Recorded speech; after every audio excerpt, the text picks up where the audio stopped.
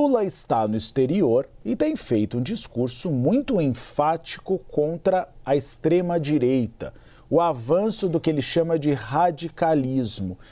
E aqui no Brasil, a direita viu um discurso eleitoral, uma tentativa de Lula de associar o radicalismo a Flávio Bolsonaro.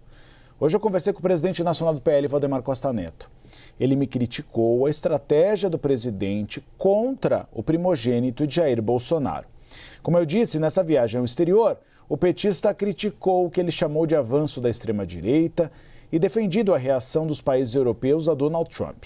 O mote faz parte de uma estratégia eleitoral de Lula de vincular seu adversário principal a uma postura de radicalismo e de se colocar como candidato que defende a soberania nacional. Abre aspas o que me disse Valdemar Costa Neto. É uma bobagem. Flávio é tranquilo e tem atraído eleitor moderado. Nós estamos crescendo no Nordeste, fecha aspas.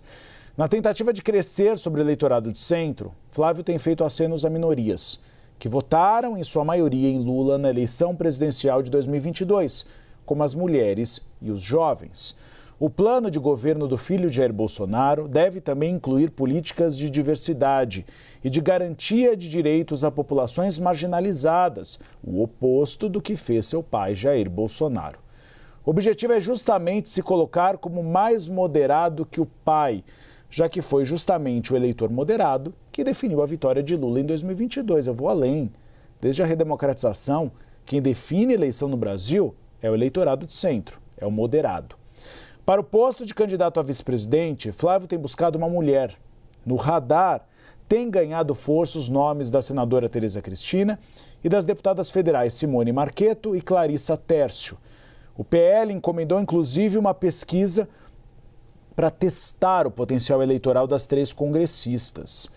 Apesar da tentativa de atrair o voto feminino, o nome favorito do pai, Jair Bolsonaro, não é de uma mulher, mas do ex-governador de Minas Gerais, Romeu Zema, para esse posto. Porque Isabel Mega, você é mineira e sabe. Segundo o maior colégio eleitoral do país, desde a redemocratização, quem ganha em Minas Gerais ganha as eleições nacionais e seria um impulso em tanto para Flávio Bolsonaro ter Romeu Zema nessa chapa. Agora o ponto é convencer Romeu Zema, que também é candidatíssimo à presidência da República. E toda vez que tem oportunidade de falar sobre isso, diz que vai até o final. A gente sabe que a política é arte do convencimento também, então tem muita coisa ainda para acontecer, mas Zema gosta de frisar isso, né? Quando o ex-presidente Jair Bolsonaro estava na Papudinha, Uribe recebendo diversos aliados e fez da Papudinha uma espécie de QG pré-eleitoral para direcionar os cenários, principalmente ao Senado, país afora, ele comentava com diversos aliados que nos contaram, olha, ele vive falando de Zema como vice de Flávio. É o nome preferido do pai para o vice do filho. Isso ficava bem claro. O próprio Flávio deixa esse cenário meio em aberto, mas ao mesmo tempo está encontrando uma via de fazer acenos ao público feminino, tem batido nessa tecla sobre representação feminina, porque já entendeu que o eleitorado feminino vai ser novamente muito importante para essas eleições. E aí a gente tem esse rol de parlamentares. A Simone Marcheto, vou pensar o nome dela aqui, porque é um nome interessante, porque vem do MDB. E para o MDB, emplacar a Simone Marcheto teria um simbolismo muito grande. Não é de hoje que a gente ouve esse nome entre os MDBistas, mas aqueles MDBistas de São Paulo. A gente não custa lembrar, né, Uribe? O MDB é aquele partido dividido. Tem uma ala muito lulista, tem uma ala mais bolsonarista e que conversa, portanto, com essa candidatura até a ponto de oferecer uma deputada de São Paulo como uma opção de vice também para Flávio Bolsonaro. São estratégias que vão sendo pensadas de um lado e de outro, pensando em um movimento de fortalecimento deste Bolsonaro vacinado, né? Desde o início, quando em dezembro o Flávio Bolsonaro se lançou oficialmente como pré-candidato à presidência da República, como o candidato escolhido pelo seu pai, a gente vem observando que eles próprios cunharam esse termo de o Bolsonaro vacinado. O que eles querem dizer com isso?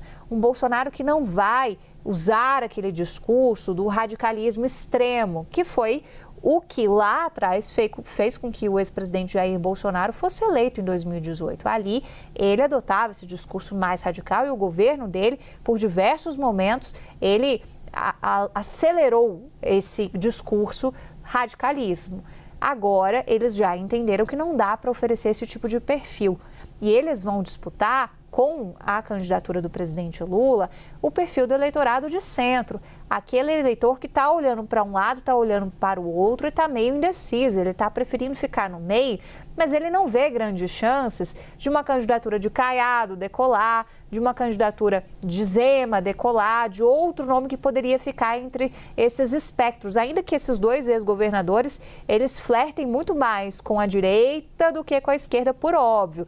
Mas ainda assim poderiam ser oferecidos ao eleitor como uma espécie de meio termo. Então é esse eleitor que está sendo disputado e que também vai ser bastante decisivo na eleição.